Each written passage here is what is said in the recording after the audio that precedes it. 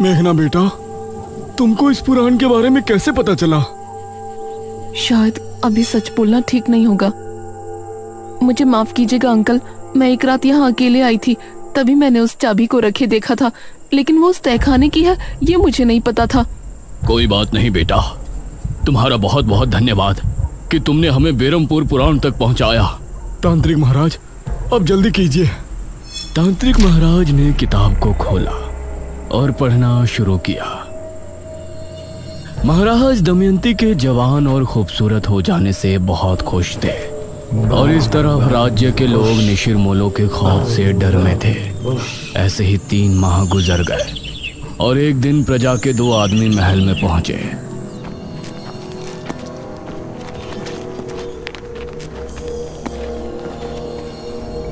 महाराज, आपके सिपाहियों ने हमारे गांव के 4 निशिर-मोलों को मार दिया और उस मुर्दे को लेकर आपके पास चले आए। आप ऐसा क्या कर रहे हैं महाराज?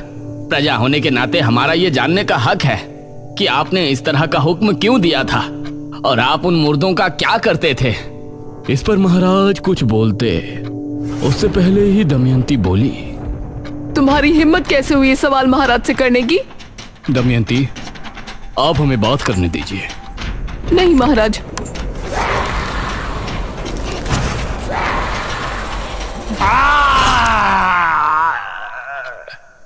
ये क्या? कौन हो तुम? दमयंती, एक डायन। ये सुनकर सभी हैरान और खौफ में थे। महाराज का भी शरीर थर थर कांप रहा था। तो आपने हमसे विवाह क्यों किया? क्यों प्रेम का खेल रचाया हमारे साथ? मैं ये पति पत्नी के किसी धर्म को नहीं मानती। मैंने जो कुछ भी किया सिर्फ इसलिए किया कि मुझे समय पर मुर्दों का खून मिलता रहे और उसी से मैं अपनी उम्र को 1000 साल बढ़ा लूं। क्या? ये क्या कह रही है पिताश्री? हाँ, यही सच्चाई है और इस काम में तुमने मेरी मदद की, इसलिए मैं तुमको छोड़ रही हूँ। अब निकल जाओ दोनों पिता और पुत्री यहाँ से। इस राज्य पर अब सिर्फ मेरा राज होगा, डायन दमयंती का। ये कहकर दमयंती ने अपने हाथ की एक उंगली महाराज की तरफ की और तभी राजकुमारी और महाराज इस तरह से महल से बाहर पहुंच गए जैसे किसी अदृश्य शक्ति ने उन्हें फेंका हो। अब दमयंती सिंहासन पर बैठ गई थी। उसने एक मांत्रिक को भी अपनी शक्तियों को बढ़ाने के लिए महल में रख लिया था, जो दिन और रात बस एक कमरे में बंद काली दुनिया के मंत्रों का जाप करता रहता था। महाराज और राजकुमारी भी बहुत परेशान थे। वो एक पहाड़ी पर छिपे बैठे थे। अब हम क्या करें? हमने अपने राज्य को भी मुसीबत में डाल दिया और खुद भी फंस गए। पिताश्री, आपने बहुत बड़ी गलती की है और हमें किसी भी तरह से इससे निपटना पड़ेगा। महाराज ने कुछ सोचा, फिर बोले, हमें ब्राह्मण जी से मिलकर बात करनी चाहिए। अब वो ही हमारी सहायता कर सकते हैं।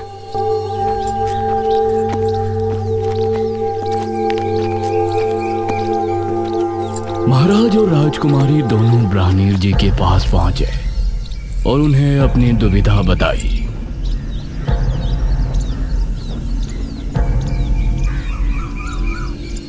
महाराज, दमयंती को मारना नामुमकिन है। उसे सिर्फ कैद किया जा सकता है। तो कैसे कैद कर सकते हैं हम उस डायनी को? पूर्णमासी की रात, मध्य रात्रि के पहर अगर उसके ऊपर तांबे के चाकू से हमला किया जाए तो उसकी शक्तियां खत्म हो जाएंगी और अगर सुबह होने से पहले उसे अगर जमीन में गाड़ दिया जाए तो वो अगले कई सालों के लिए कैद होकर रह जाएगी। ठीक है ब्राह्मण जी, हम उसे खत्म करने का एक प्रयास अवश्य करेंगे। नहीं महाराज, यह कार्य केवल एक महान कोमल हृदय और वीर स्त्री कर सकती है। एक ऐसी स्त्री जिसकी वजह से 100 से ज्यादा लोगों की जान जाने से बची हो। मतलब वो इतना पुण्य करने वाली हो कि उसकी वजह से 100 से ज्यादा लोग मौत के मुंह से लौटकर वापस आए हो और अब अच्छे से अपनी जिंदगी जी रही हो। हे भगवान, अब ऐसी स्त्री हम कहाँ ढूंढेंगे?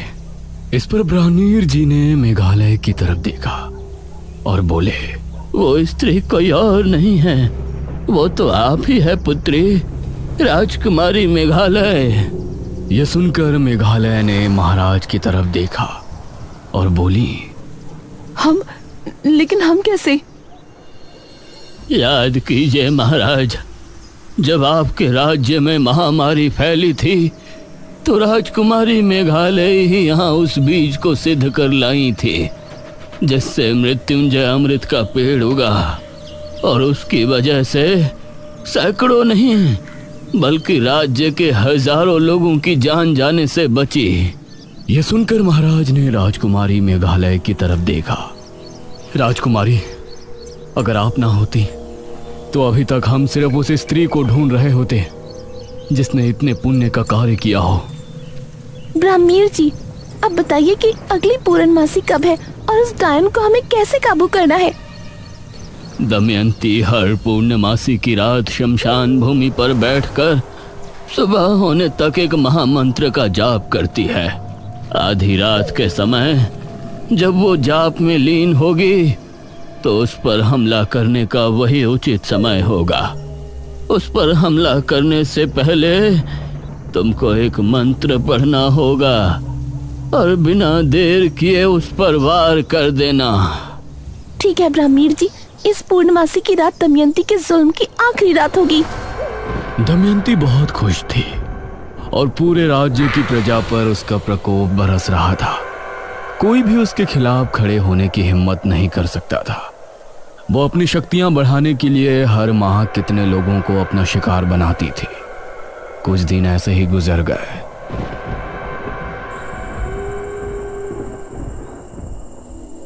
आज पूर्णमासी की रात है।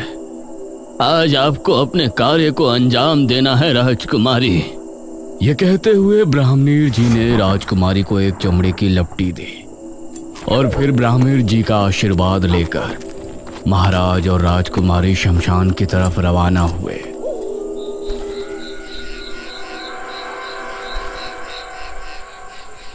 अभी दमयंती नहीं आई है, हमें सावधानी से छिपकर सब कार्य करना होगा। राजकुमारी, तुम उसे खत्म तो कर पाओगी ना? पिताजी, आप फिक्र मत कीजिए, हम कर लेंगे। अपनी प्रजा को बचाने के लिए हमारे प्राण भी चले गए तो हमें कोई संकोच नहीं होगा। आधी रात के पहर इनको घोड़ों की टोपों की आवाजें आने लगी। लगता है वो आ रही है। तभी एक रथ शमशान भूमि पर आकर रुका और दमयंती उससे बाहर उतरी। जाइए और सुबह होने से पहले वापस आ जाइएगा। यह सुनकर रथ वाला वहां से चला गया। पिताजी, आप यहीं रुककर इंतजार कीजिएगा। दमयंती एक घर में बैठकर आंखें बंद करके मंत्र जाप करने लगी। इस तरफ ब्राह्मणीर जी भी आंखें बंद किए मेघालय की सफलता के लिए प्रार्थना कर रहे थे। आधी रात के समय धीमे कदमों से राजकुमारी दमयंती की तरफ रवाना हो गई। दमयंती बहुत ही शांत भाव से जाप कर रही थी। राजकुमारी ने उसके पास जाकर मन में वो मंत्र पढ़ा जो ब्राह्मणीर जी ने उसे बताया था, लेकिन दमयंती की शक्तियों की वजह से उसने राजकुमारी के मन की आवाज सुन ली और उसने आंखें खोली। तू यहाँ क्या कर रही है? यह देखकर राजकुमारी हैरान रह गई, लेकिन इससे पहले दमयंती कुछ करती, राजकुमारी ने दमयंती के ऊपर वार कर दिया। दमयंती की चीख ऐसी थी कि वो पूरे राज्य में गूंज गई। लोगों के घरों में रखे बर्तन भी जमीन पर आ गिरे। राजकुमारी और महाराज उसे जमीन पर पड़े तड़पता देख रहे थे। तभी दमयंती एकदम शांत हो गई। उधर महल में बंद दमयंती का पुजारी बुरी तरह चीख पुकार करने लगा। महारानी दमयंती! वो बहुत गुस्से में था, लेकिन वो महल के अंदर बंधित था, इसीलिए वो बाहर नहीं आ सकता था। अगली सुबह राज्य के किले में जश्न मनाया गया। राजकुमारी की जय हो! राजकुमारी की जय हो! राजकुमारी, हम सभी आपके बहुत बहुत आभारी हैं। हमारा जीवन धन्य है कि हमें आपके जैसी वीर और बुद्धिमती राजकुमारी मिली, जिसने अपनी जान पर खेलकर हम सभी को दमयंती के श्राप से मुक्ति दिलाई। आप सभी से हमारी सिर्फ एक प्रार्थना है, हमारे पिता से जो गलती हुई उसके लिए उन्हें माफ कर दें। प्रजा राजकुमारी से बहुत खुश थी। उन्होंने उसकी बात को फौरन स्वीकार कर लिया। ब्राह्मीण जी, दमयंती को किस जगह कैद किया गया है? राजकुमारी, दमयंती को राज्य की एक गुफा के अंदर कैद किया गया है। वो वहाँ से वापस तो नहीं आने वाली ना? नहीं राजकुमारी, लेकिन अगर आप उस गुफा के अंदर पहुंची तो वो जरूर जा सकती है, क्योंकि उस पर रोक आपकी वजह से लगी है। अब आपको उससे दूर ही रहना होगा। भला हम वहाँ क्यों जाएंगे? हम तो खुद उसको एक बुरे सपने की तरह भूल जाना चाहते हैं। हमारी प्रार्थना है कि अब राज्य में सब कुशल मंगल होगा। अब सभी राज्यवासी बहुत खुश थे, लेकिन वो भूल गए थे कि अभी निशिर मोलो से वो आजाद नहीं है। जब शनिवार की रात आई और गांव में अजीब सा शोर गूंजा,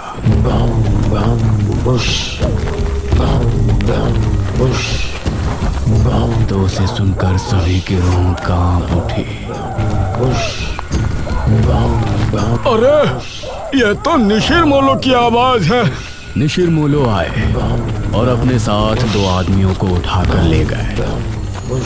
अगली सुबह फिर से सभा बैठाई गई। ब्राह्मणीर जी, हम निशिर मोलो से कैसे छुटकारा पा सकते हैं? इनके विषय में तो हमने सोचा ही नहीं। महाराज, हमें ये कहते हुए बहुत दुख हो रहा है, लेकिन निशिर मोलो को रोकना दमयंती से भी ज्यादा मुश्किल कार्य है। हमें बताइए, हम अवश्य करेंगे। निशिर मोलो महाराज को एक दुष्ट राजा मानते हैं। यह सुनकर राजकुमारी के चेहरे पर परेशानी के भाव भर आए। हम उनसे बात करेंगे। निशिर मोलो के गुनहगार हम हैं, तो उनसे प्रजा को मुक्त कराना भी हमारा कर्तव्य है। नहीं पिताश्री, वो आपको देखते ही मार देंगे। ये कार्य हमें करने दीजिए आप। ठीक है पुत्री, लेकिन आप करेंगे क्या? ये सुनकर राजकुमारी के माथे पर सलवटें उभर आई। अगले शनिवार सभी लोग अपने अपने घरों में बंद थे। रात के समय वही आवाज गांव में गूंजने लगी।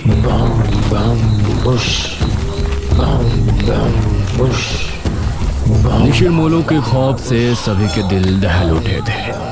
वो कंधे पर ताबूत उठाए राज्य में घूम रहे थे अपने नए शिकार की तलाश में। उन्होंने देखा कि सामने राजकुमारी खड़ी है और वो तेजी से उसकी तरफ बढ़ने लगे। वो उसके करीब पहुंचने ही वाले थे। हम हैं राजकुमारी मेघालय और हम अपने पिता की क्रूरता से बहुत शर्मिंदा हैं। यह सुनते ही निशिर मोलो रुक गए और उनकी निगाहें राजकुमारी पर जम गई। हम नहीं चाहते कि हमारे पिताश्री की गलती की सजा पूरी प्रजा भुगते। हम आपसे वादा करते हैं कि महाराज का मृत शरीर हम खुद आपको लाकर देंगे। यह सुनकर निशिर मोलो की आंखें तेज लाल होकर चमकने लगी। राजकुमारी ने हाथ जोड़े और रोते हुए बोली, हमारे पिता राज्य छोड़कर भाग चुके हैं, लेकिन हम आपके सामने अपने पिता की लाश लेकर जल्दी प्रस्तुत होंगे। तब तक आपसे विनती है कि राज्य में कभी भी आकर किसी निर्दोष को उठाकर न ले जाएं। अगर हम अपने पिता की लाश लिए बिना वापस आएं, तो आप लोग फिर वापस आकर इसी तरह से गश्त करना शुरू कर सकते हैं। तब हम भी आपको नहीं रोकेंगे, लेकिन हमें एक मौका अवश्य दें हमारे पिता को ढूंढकर आपके सामने लेकर आने का। यह सुनकर निशिर मोलो उसी समय बिना किसी को लिए कब्रिस्तान की तरफ चले गए।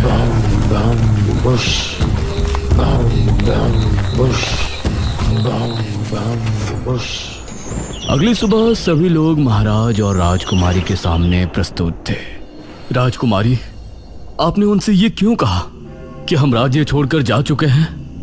क्योंकि अगर सच बोलते तो वो उसी समय यही चाहते कि हम आपको ले जाकर उन्हें सौंप दें। आपने एकदम सही फैसला किया है राजकुमारी। हमारी वजह से हमारी प्रजा मुसीबत में है। आप हमें मारकर हमारी लाश निशिर मोलो के सामने प्रस्तुत करें। यह सुनकर प्रजा हैरान थी। सभी राजकुमारी की तरफ देख रहे थे, जिसकी आंखों से आंसू बह रहे थे। हमने जो भी किया अपनी प्रजा के लिए किया, लेकिन हम अपने पिता को अपने हाथों से मारे। और उनकी लाश को निशिर मोलो को समर्पित करें, ये हम नहीं कर पाएंगे। अगर ऐसा नहीं किया तो वो फिर से आएंगे। नहीं पिताजी, हम और आप आज ही ये राज्य छोड़ देंगे और अलग अलग दिशाओं में निकल जाएंगे।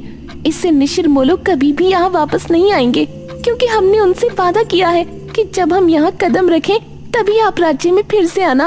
और अगर उस समय हम अपने पिता की लाश आपको समर्पित ना करें तो आप फिर से उसी तरह भ्रमण शुरू कर देना।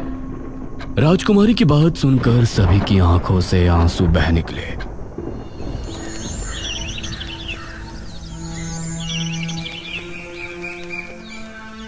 उसके बाद राजकुमारी और महाराज ने उसी दिन राज्य छोड़ दिया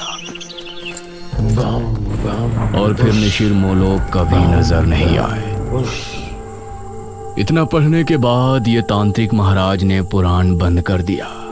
इस पुराण के हिसाब से तो जब राजकुमारी राज्य में वापस आएंगी तभी निशिर मोलो वापस आएंगे, लेकिन अब 400 साल बाद वो क्यों लौटे हैं? क्या राजकुमारी गांव में वापस आ गई है? अगर वो आई है तो है कहाँ? ये तुम कैसी बातें कर रहे हो?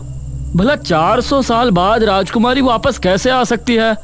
यही तो समझ नहीं आ रहा है कि निशिर मोलो आए हैं तो कैसे, क्या वजह है उनके वापस आने की? इसमें आगे की कहानी नहीं लिखी। महाराज और राजकुमारी का बाद में क्या हुआ? नहीं पुत्रे, पुराण समाप्त हो गया। मेघना की उत्सुकता देखकर इशिता को बहुत हैरानी हो रही थी। इतना सब कुछ जानने के बाद भी वही सवाल सबके सामने था कि निशिर मोलो वापस क्यों आए।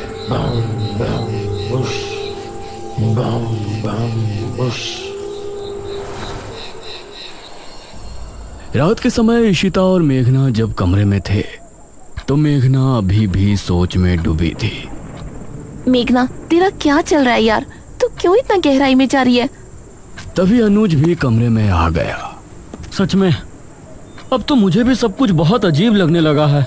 मेघना, तुमको कैसे पता कि वो चाबी वहां रखी थी और वो तहखाना कहाँ पर है? मुझे यकीन है कि तुमने झूठ बोला है। तुम राजमहल में मेरे बिना तो दोबारा नहीं गई होगी। इशिता और अनुज दोनों मेघना की तरफ गौर से देख रहे थे। मुझे बचपन से ही सपने आते थे जिनमें मृत्युंजय अमृत का पेड़ मुझे दिखाई देता था। जब मैंने यहाँ गांव की जमीन पर कदम रखा तो मौसम बदल गया था और आंधी आ गई थी। उसी रात मुझे महल के बारे में सपने आए और राजमहल से जब हम वापस आए तो उस रात मैंने खुद को सपने में राजकुमारी बने देखा। उसी सपने में मैंने खुद को तहखाने में जाते देखा और जब मैं महल पहुंची तो वो चाबी और तहखाना वहीं थे। सबसे जरूरी बात यह है कि जब मैं गांव में आई थी उसके अगले रात से ही निशिर मोलो ने गांव में आना शुरू किया। इतना सुनकर इशिता और अनुज दोनों हैरान रह गए। मेघना ने भी इन दोनों की तरफ देखा और सवाल किया, ये सब सुनकर अब तुम दोनों को क्या लगता है? इसका मतलब है कि पिछले जन्म में तुम ही राजकुमारी मेघना थी और निशिर मोलो इसलिए गांव में वापस आए क्योंकि तुम यहाँ वापस आ चुके हो। हाँ, ये सब मेरी वजह से हो रहा है। हे भगवान, तो अब हम क्या करेंगे? क्या हमें यहाँ से चले जाना चाहिए? नहीं, मुझे नहीं लगता कि उससे कोई फायदा होगा। या तो वो मुझे लेकर जाएंगे या फिर महाराज की लाश। ये तीनों अब गहरी सोच में डूब गए और उस तरफ तांत्रिक महाराज और गांव के लोग भी परेशान थे। इस कहानी में आगे क्या होगा? मेघना किस तरह से निशिर मोलो से गांव को आजाद कराएगी? ये जानने के लिए इस कहानी का अगला और आखिरी भाग जरूर देखें।